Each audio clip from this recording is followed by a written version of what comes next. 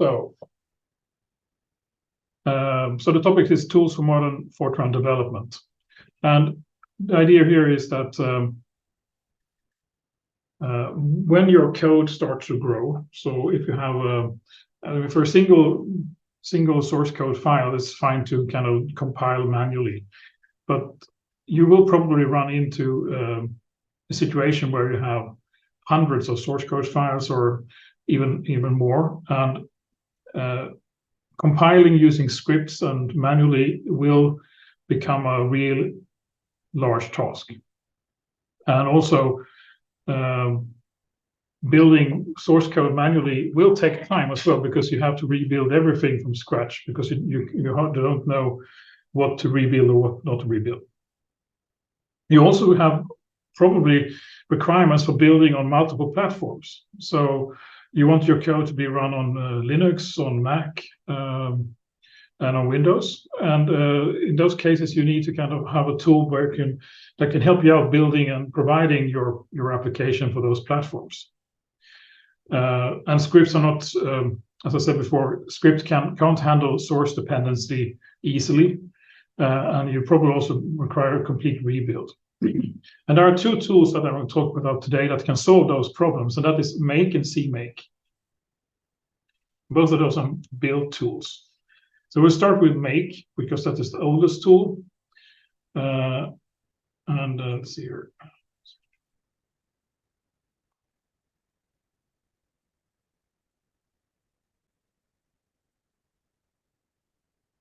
Move my window around a bit. So Make is an old tool that has been around since the 70s, and it builds software from a set of rules.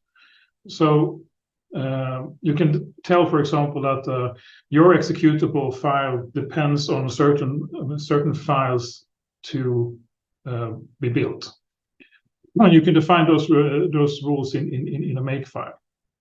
So, for example, if a file has already been built or is an object file already available, Make will see that and only make the steps that are required to build.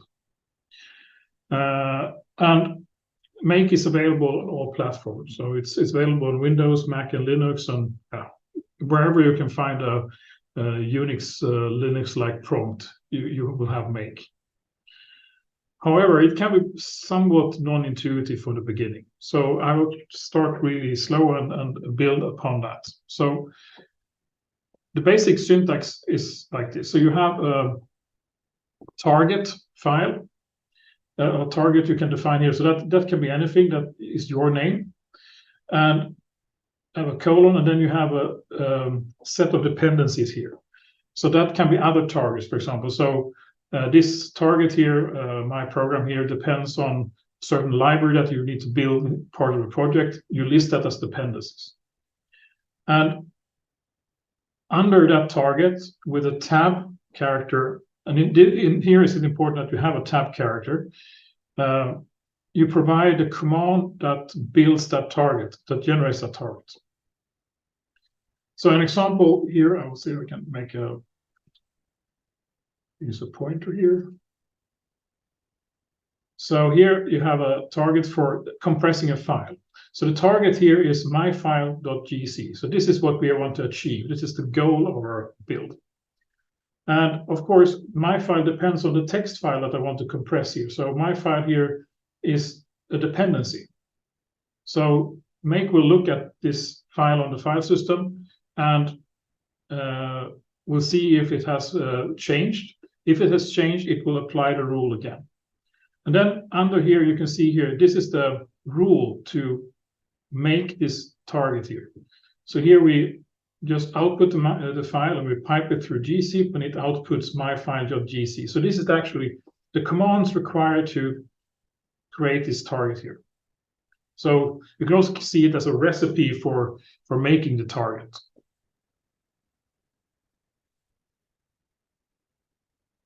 So if we start here, you can see here you have two files here, and usually the default file that Make is looking for is called a Make file with an uppercase M. And if it finds a file like that, it will use that file in the directory. So you can see we have a Make file containing the rules, we have a text file here that provides you with a file that we want to compress. And then you type make, just like this. And you can see here that it executes this file here, or this row command. And if you do ls here, you can see that you have a myfile.gc. So make looked at the rules and saw what needed to be done and did it. And if you type make again, it will say, oh, it's up to date. I don't need to do anything. So if the source code file is, or text file here in this case, has a date that is older than the build binary, make will deduce that this is up to date. We don't have to do anything with the zip file. What we can do to force this behavior to build again is we can use the touch command here, and touch will update the date and time of the file, and then the file will be newer than the generated target file. So if you do make again, it will detect this and run the file again, or run the make rule again and build a file. So this is can be very useful also for compiling code. So for example, building an executable depends upon a set of source code files that will generate object files. And then you also have the object files. The executable itself depends on the object files to link together to the executable. So object files depends on source files. The executable depends on object files. So this is really a case for using make. So another example here, we have a rule here, myprog, that is my final executable I want to build. It depends on a single object code file here, myprog.o. And to link it together, you do gfortran myprog.o and output myprog. So this will link the object files together and produce an executable. But then we have the myprog.o.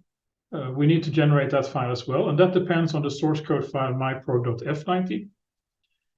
And to get to that rule, we do gfortran -c for compile and myprog.f90.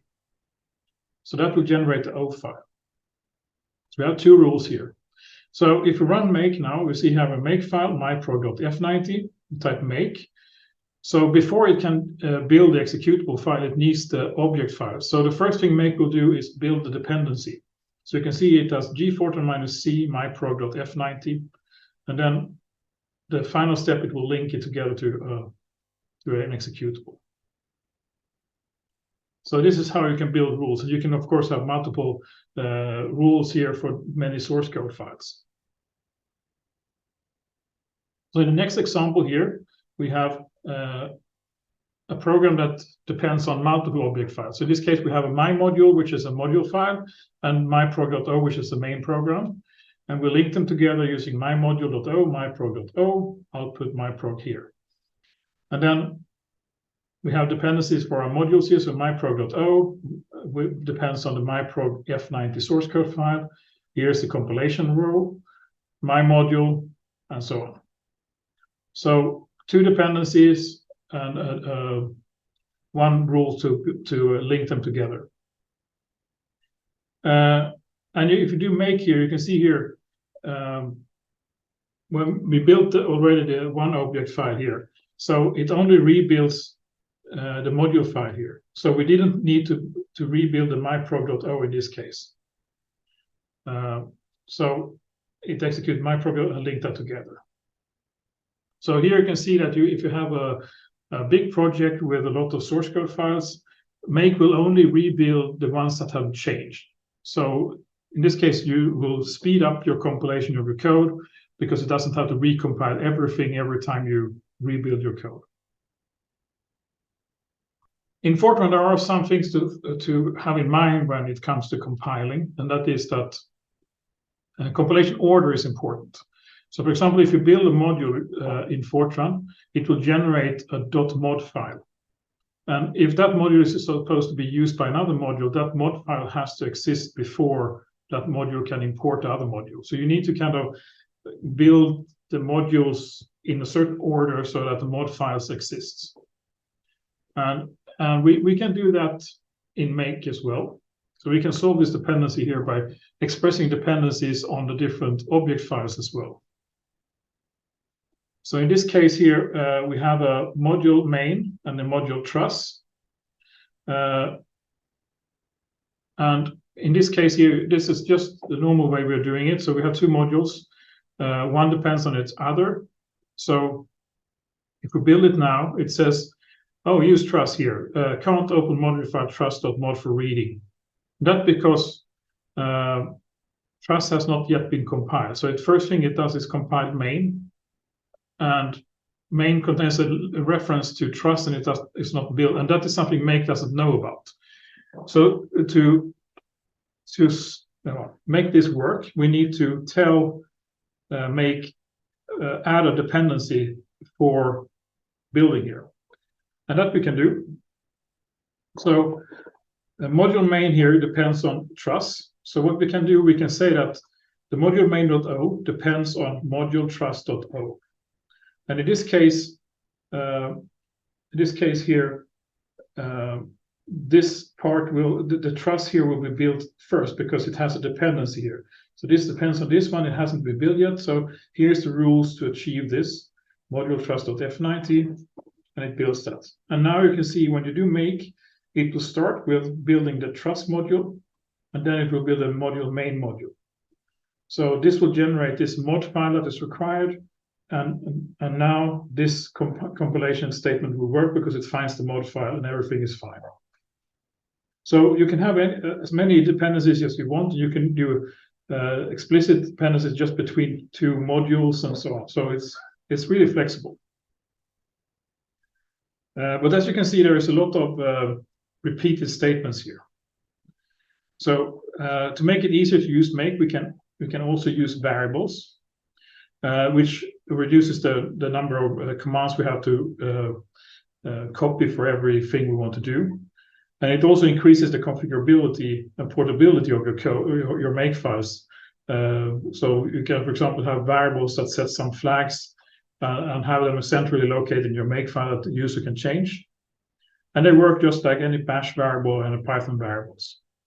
So you assign them using variable and value, and then you use them by using $, parentheses, and the variable name end parentheses here. So an example of that is shown here. So on the top here, we have the general variables that are used in the make file. So I have FC, that is our Fortran compiler, the Fortran flags here using F flags, and then we have a compile flag here only, and executable here, myprog, to kind of make it more, all the rules more generic. So here I can, and then I start adding the executable here. It depends on myprog.o, mymodule.o, and I use the .fc here as the Fortran compiler to compile the modules here. I add my flags here. It's also possible to have a rule without dependencies. And you can see here at the end, I have a clean rule here. And it doesn't depend on anything. And what it does is it removes .o files, .mod files, and executable. It's a good idea to have a rule that you can call as a user just to clean up your build directory from build files. So, but if you want to apply that rule, you can do make clean. There's a make space clean, and then you will apply that rule and use that. You can make these rules even more generic. There are some specific macros it's called to automate some stuff. So $A here is the target of the current rule executed. $uppercase here, or up arrow here is the name of all prerequisites, and name of first prerequisites. I think we need to explain it here. So the dollar, this here is the name of the target here. So this will generate something called myprog here as the executable. And then you can have the build, the different, this $uppercase refers to these two here. So you don't have to specify the object files here in the commands for executing the rule. So to make this more compact and generic, and you can have the same rules for any program.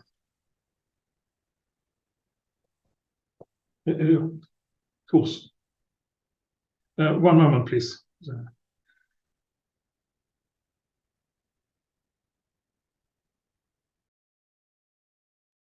So sorry for interruption.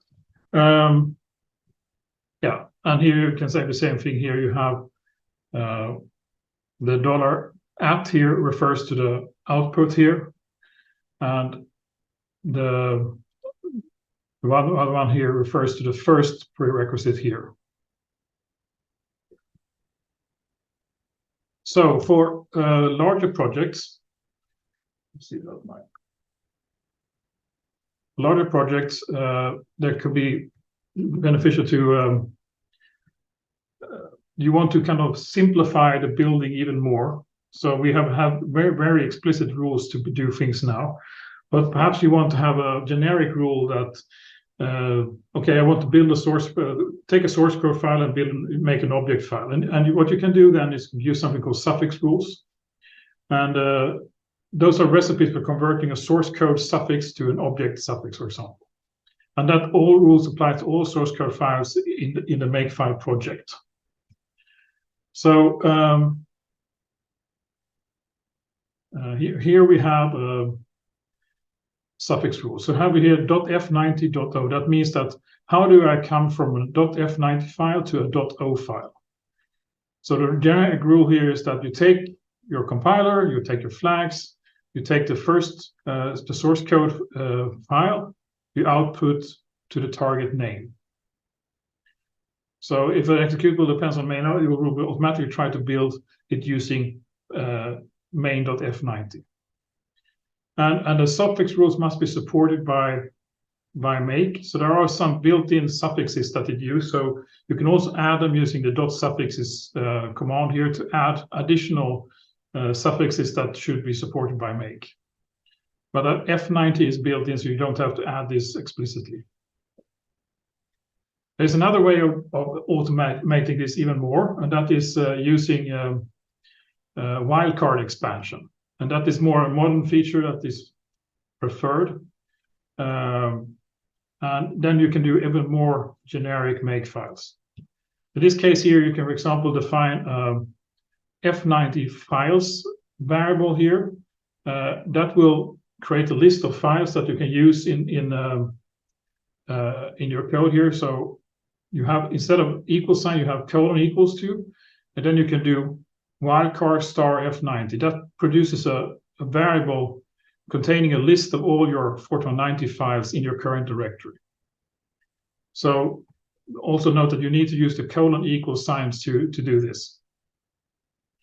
And then you can use something called path substitution or pattern substitution to create a list of object files for those source code files.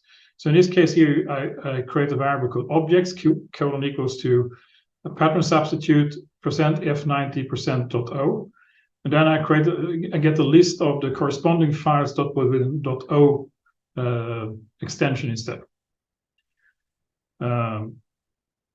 And with this, you can do really interesting stuff. So now you can do stuff like this. You have an executable, which depends on objects, and you build them using the Fortran compiler.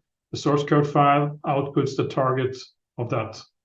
And this is generic rules to actually build an executable completely. And combined with the suffix rule, you can create a really generic make file that you don't have to specify explicitly your source code files. It will read the files that are in the directory and build them all.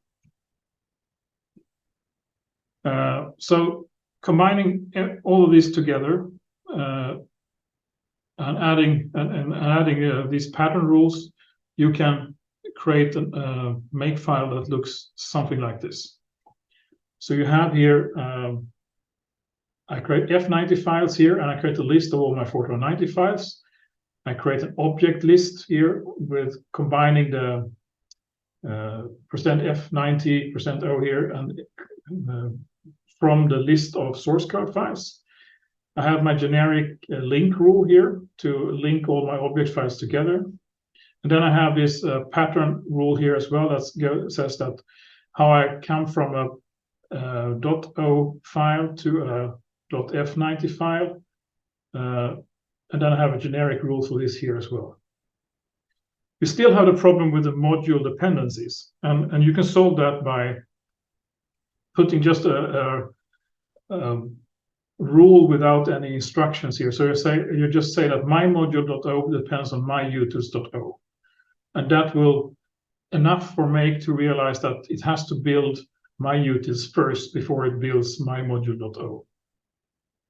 And here now I have a generic clean rule as well with the executable here as a variable.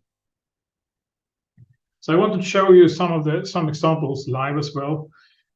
So let's see if I can.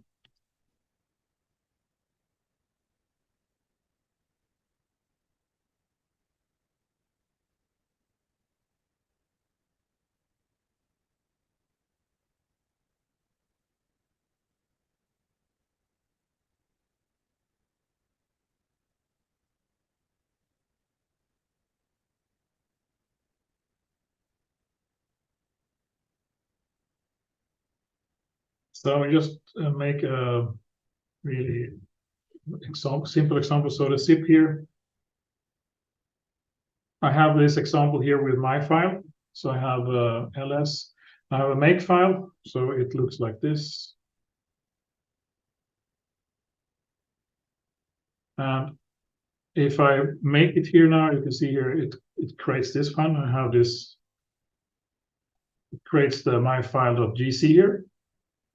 And if I type make again here, you can see it already updates, so I don't have to do anything. If I do touch my file.txt and I do make again here, you can see here it creates the file again.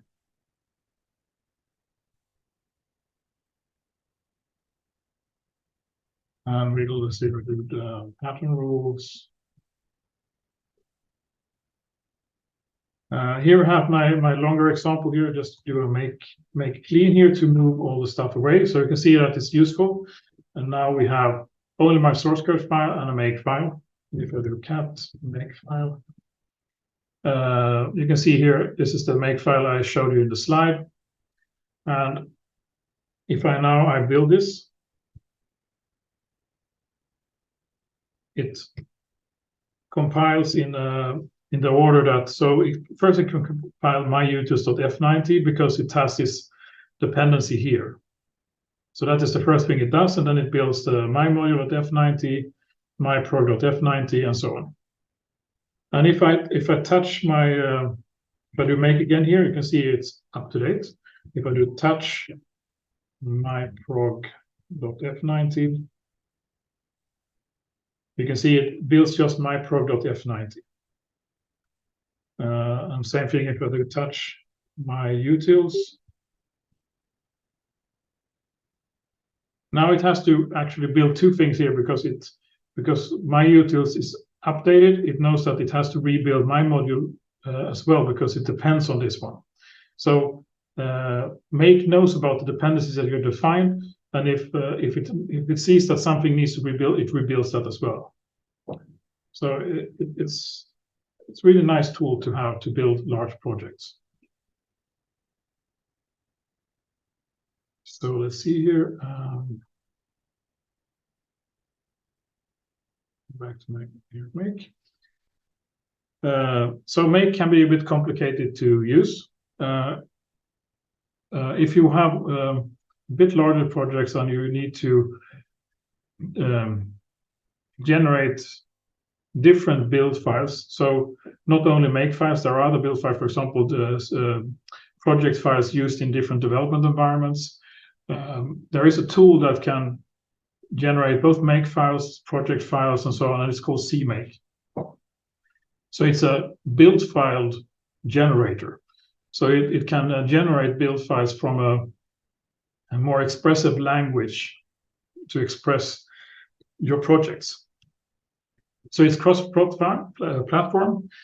And it can generate make files, it can generate project files for Eclipse, Visual Studio, Xcode, and it's also a language. So make can be seen as a language, but it's really just a rule-based system for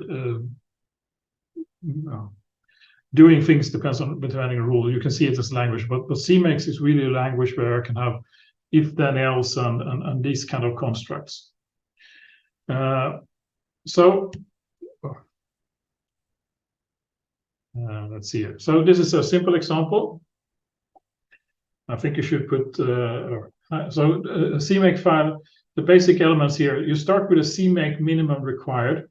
That is the version of your CMake file you want to use. So it tells basically the CMake compiler which version it was compiled with and what syntax to use. So you start with that. So in this case, I have 3.0, which is really old. So we should probably put in 3.23 or something. Next, you give your project a name. So in this case, I give my project's name simple. That is not your executable. That is a project name that can contain multiple executable, multiple libraries, but that is your main name. And usually that is used for the project files or a different development environment to be able to open a single project with multiple sub-projects in it. And because Fortran is not so used, you need to enable the language support for Fortran in CMake, and that you do with enable language and then Fortran with an uppercase F. And then you tell CMake that I want to build an executable using add executable, and then you provide a name of your executable. In this case, simple is the same as the project, but it can be a different name. And then your source code files that this executable depends upon. So this is all you have to do in CMake. And then that CMake can generate make files for you. So we start here, and the file that CMake looks for is something called a CMake lists.txt file. And if that is in your directory, it will use that to generate files. So in this case here, I have a CMake list file and I have a source code file. And then I can do CMake dot, and you can see what it does first is query your environment for what tools are available. And you can see here, okay, I have a C compiler available. It's really old, my slides here. And it found a C++ compiler. It does a lot more tests. And then it said configuring done, generating done, and build file has been written to, and then your output directory. And if we look now here, it has created a CMake cache file. That is a file containing the results of your test in variables. And then you can see you also have a make file here. So now all of a sudden a make file appeared. And then you use your normal build tool to actually build your applications. You just type make, and it builds your Fortran code. And you said linking Fortran executable, build target simple. However, this is not the recommended way of creating the build files in your own directory, in the source code directory. So the best practice of using CMake is using a build directory. So in the build directory, let's see if I can just in your source code file, the best practice here is to create a build directory, make dir build. You go into that directory, you do CMake dot instead of CMake dot. That will look for the CMake files in one directory outside the build directory, but generate all the files in your build directory. So when everything has been done, all your build files are in your build directory and not in your source code directory. So when you are done building, you can just remove the build directory entirely and you still have a clean source code directory.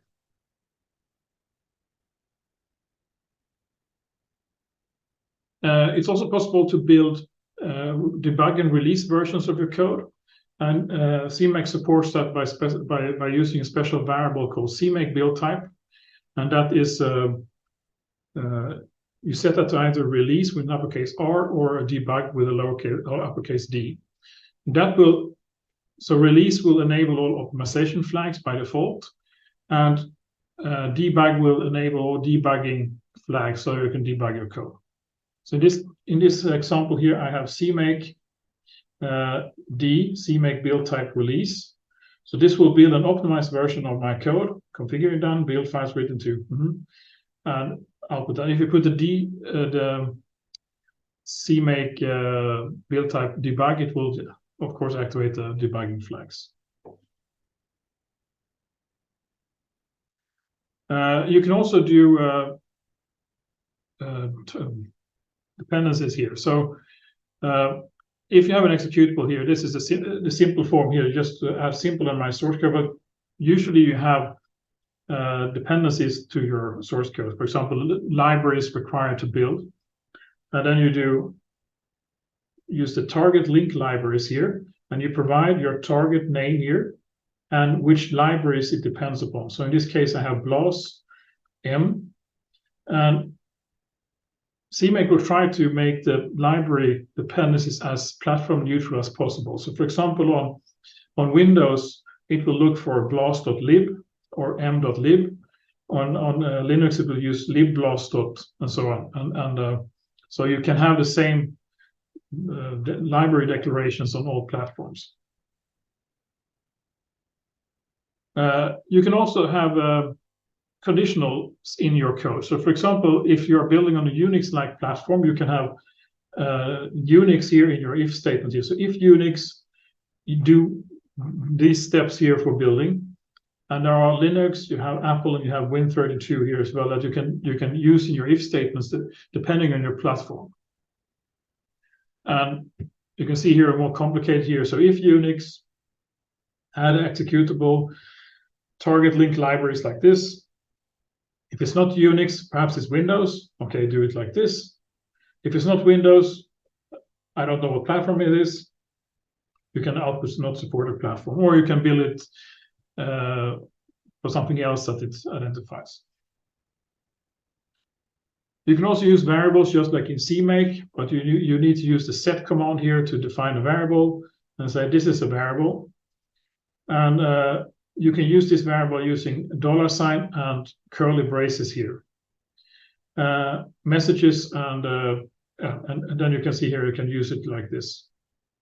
You can also create lists by using the set command. So if you specify items with spaces in between, it will create a list which you can use for looping over in your makefile.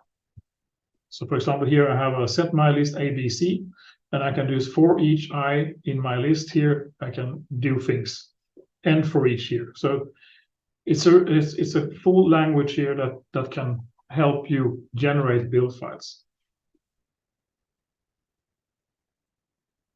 You can also control which flags to use. So by default, it tries to figure out which compiler you have and use the commonly known flags for optimization that are for release or debug builds.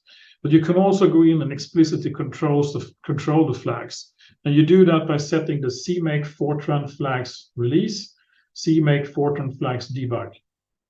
And then this is what it will use when you set the different targets for building.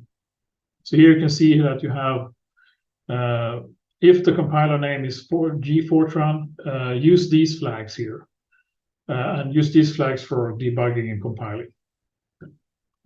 So this is how you can use this to provide different flags here. Usually I find the default flags quite okay, so you don't have to do your own, but it could be that you want to have some specific Intel flag for Intel compiler, and then you can go in and specifically set that as well. What you also can do here, it can not only, as I said before, it doesn't only generate build file, make files. It can generate project files for Visual Studio, Eclipse, NetBeans, and Xcode, and more. And you control that by using the J flag, uppercase J flag. And that will generate the project files you require here.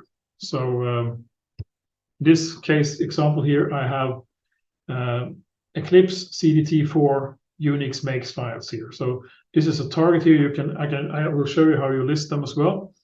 And this will generate cproject.project and a make file here as well, but specific for using Eclipse development environment.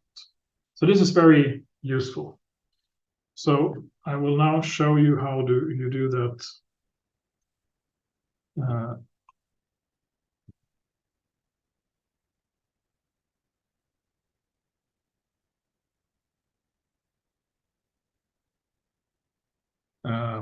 So let's see here. We start with a simple example here. Let's see. Okay, I have this for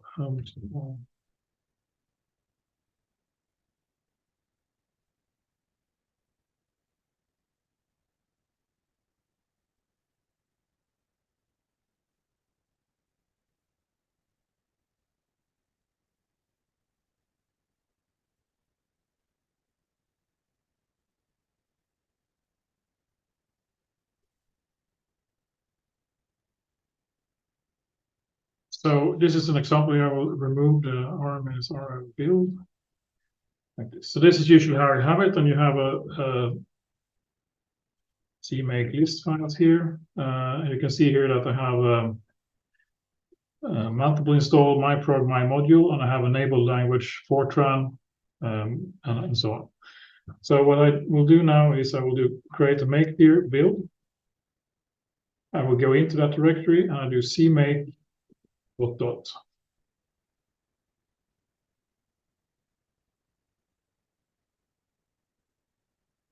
And you can see it does a lot of tests here. And I will see. And now you can see here I have a make file here. And now I can build my code here as well. So this is how you can do it. And I will see if I can do. And you said now you have a clean build directory. So I don't have to, if I want to clean up everything I built, I just remove the build directory. And I will just edit my make this time.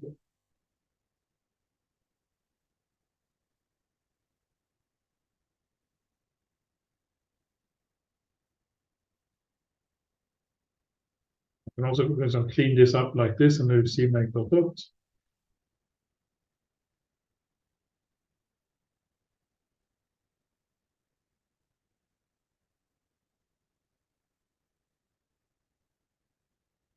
So that is the one way of using CMake. You can also do VS Code here. Let's see here. If you do CMake -J, you can see the supported environments here that you can generate files for. So you can do Ninja make files, build files, Whatcom vmake, code blocks. So what I can do here, I can do, for example, going to build CMake -J code blocks -Ninja.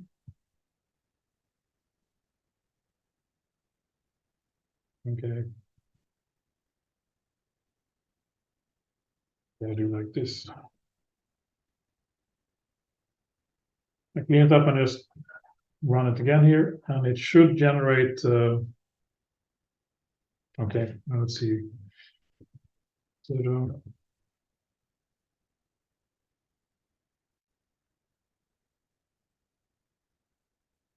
let's do make files instead.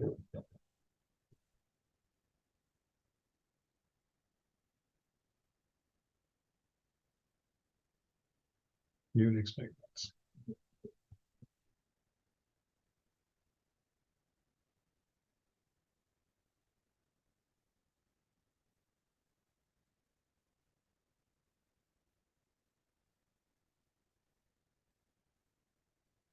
So if you change, you need to clean up your build directory because it's different for different platforms here.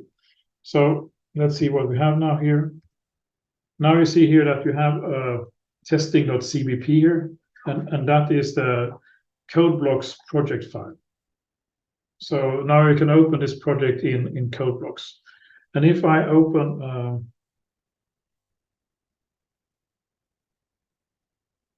so now I'm going to Windows.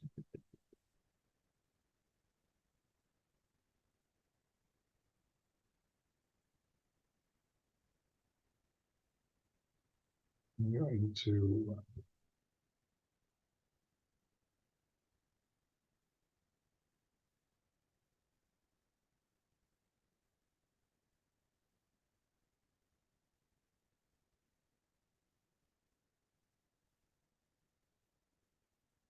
so now I'm on the Windows machine, and if I do CMake-J, you can see here that I have other options here. So I can do, for example, Visual Studio build files here. So Visual Studio 2022. So if I copy this one here,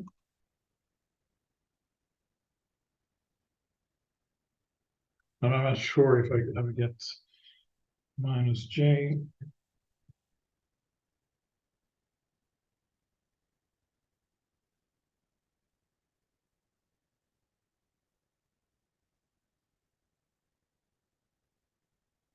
So now you can see here I have a Visual Studio project here with a solution file, which I can open in Visual Studio, the large, not Visual Studio Code, but in the Visual Studio environment.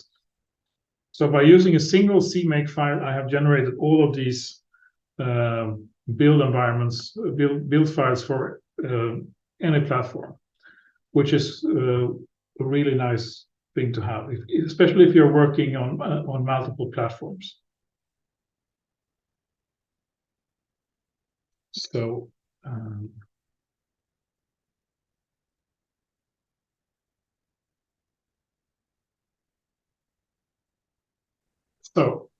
in this part, I will talk a little bit how you can use Python and Fortran together. To do that, you need to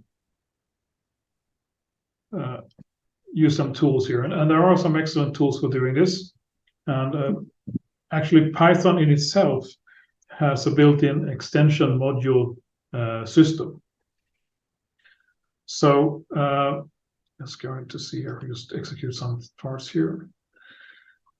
So if you want to integrate Fortran and Python, there are several options to do that. You can use external code that you can link together with Python using special formats into extension modules.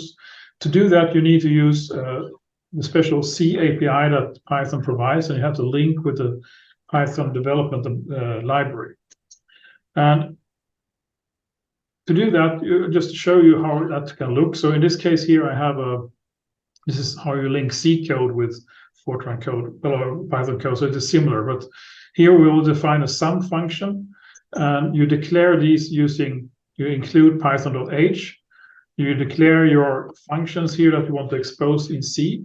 So here I have a single function I want to expose is C equals to A plus B. And then you return the results, and then you have to create this Python data structure here to communicate with Python. I think somebody is not muted here. I can hear some noises here. And then you link this together, and that will create a binary shared object in your source code file, which you can import just like any module. However, if you have complicated files, and especially if you have Fortran code, you need to provide a C interface first, and then you have to link C with Fortran. And it's really complicated, and you have to use a lot of source code files. So there is actually a much easier way to do it. And in Anaconda, which you have installed, there is a tool called F2Py. And that tool translates Fortran code, and automatically it actually parses your Fortran code and generates the C code and the code that is necessary to create a Python extension. It does it almost completely automatic. It also uses, you can pass your NumPy arrays directly as Fortran arrays to your code. And Fortran is a command line tool, but that is Python as well. So you execute that on command line, and it compiles and links the modules automatically for you. So when you have run the command, if there is no errors in your source code file, it will be available directly, and you can use it directly. It's a bit hard to debug because it can produce errors from your Fortran code that goes into the C environment, and so it's somewhat complicated to So my recommendation when using F2Py is to make sure that your Fortran code compiles by itself first, then use the tool to build your extension module. So for example, here in the first example I want to show you here, I have a simple.f90. So basically I have a subroutine here in Fortran with 3 arguments, A, B, and C. In Fortran, you can add an attribute here to tell the compiler if an argument is going in or going out. So A and B are input to our sum functions here, and C is an output variable. And F2Py will read these and create a suitable Python function for handling this. So to execute F2Py, so ignore the exclamation mark here. This is just for in a notebook. If you're a command line, you use F2Py, this command only. So it consists of 2 parts. So M here is the module name that you will import, or the name of the module it will create. And then you have C here for compile, and that will take the source code file and add the source code file to the module. So if you just run this here, it produces a lot of output here. And if everything goes well, you should end up with a statement like this. There should be a file here called simple Python 310x8664. So this is the architecture here, but this can be used just like a simple.py module here. So you can ignore this here and you can use it directly from your Python code. So next step, we need to import that module into Python. And we do that just like in any other Python module, we do import, and then the name of the module here, in this case, simple. And then the nice thing is that the F2Py also generates documentation for the functions of the module. So you can actually see using the underscore doc here, which is the default documentation of Python, what actually is inside this module. So let's run this here. So you can see here that this module simple is also generated by F2Py. It contains functions C, simple, A, and B. And you can also print the documentation for the function itself. And you do that by doing simple.simple doc. Then you can see here that it produces a documentation for this function. It has 2 parameters, input float, and returns C float. So you can see by default, F2Py will generate for output variables, those will end up on the left side as a function returns in Python. So it adapts to that. So you can see it removes C from the function call here and move that to the left side because it was an output variable. Then you can use the command here, just like normal. So you define some variable in Python, you call your function here with your Python variables. And 84, so C now has been calculated by a Fortran algorithm instead. But these were scalar variables in this case. In the second example here, I will use arrays, a subroutine that has arrays as input. And now because this is not a module here, we have to specify the sizes of the different arrays here. So A is R number of rows, S number of columns, B is T here. In this case, it's S comma T size. And then we have C here as well, which is the same size as R comma T here. So, and then we do a multiplication here. So you can see here R A equals to, you calculate a matrix multiplication of A and B, and then it returns C here in this case. So let's compile this here, F2Py minus F. So we call the module here array1, and we compile with array1 source code like this. And hopefully we will have something output here. Yes, we have. We did a list here. Let's see here. We can add that.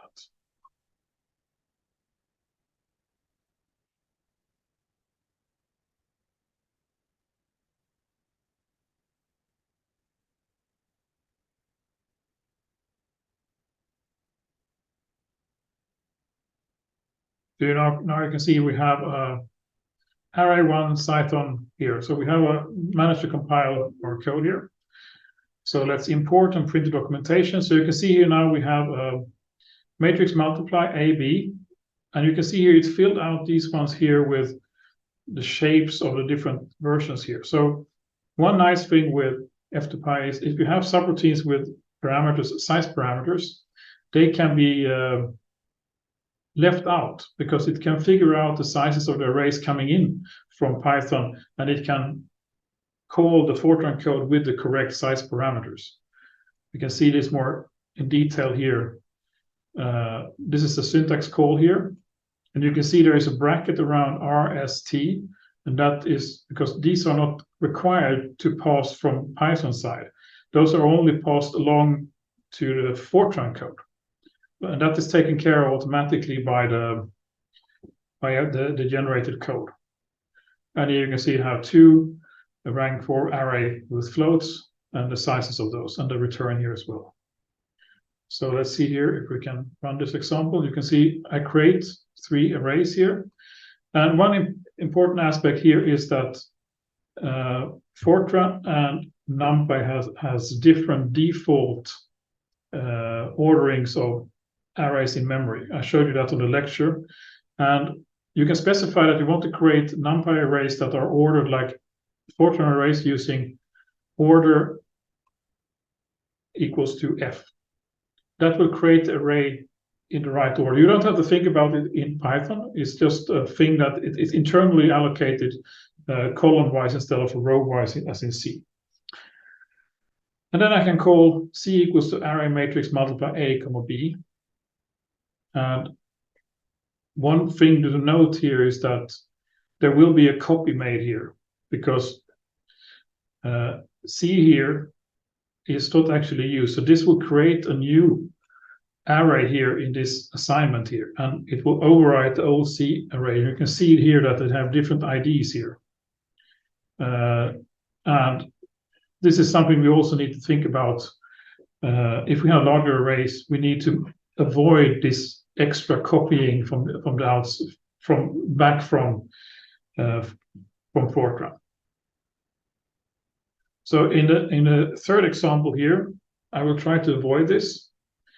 And instead of doing out here in the intent attribute, I do in out. That means that the variable will come in through the arguments here and also be modified inside the Fortran subroutine.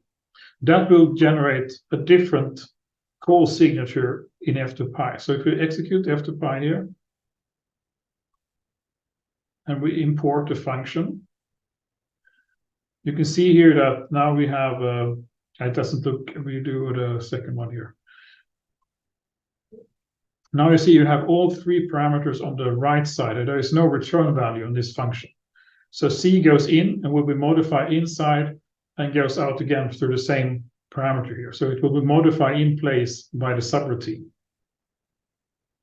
And now if we run this here, now as I create 3 variables like this, and you can see now that the C is the same here. So now the matrix multiply is modified inside, and it works directly with the C array and will return through the C array.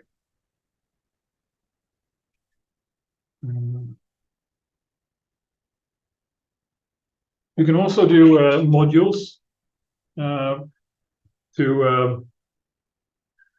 you can export entire modules to as an extension module.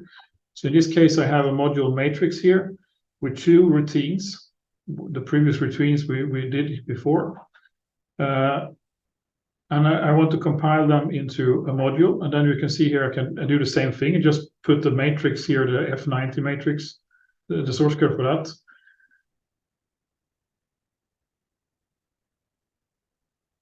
And if we look at this here, you can see here that it created a module here, and it has a Fortran 90 module here, matrix inside with the multiply and the multiply 2 functions here.